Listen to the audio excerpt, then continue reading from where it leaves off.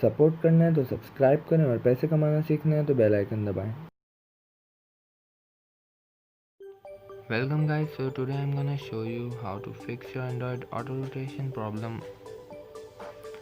So let's start now. First of all, you have to open Play Store.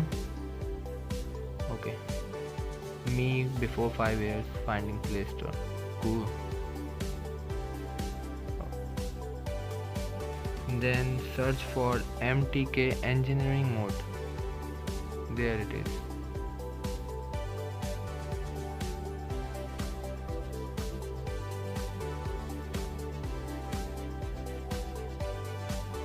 As you can see, I've already installed it, so I'm gonna open it now.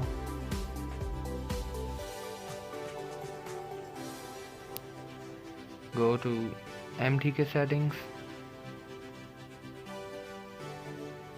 then hardware testing. Swipe right, hardware testing. Swipe down, go to sensors. Now sensor calibration, G sensor calibration.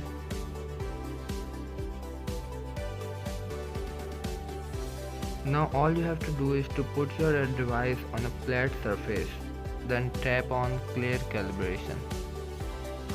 Flat surface like floor or dining table, etc.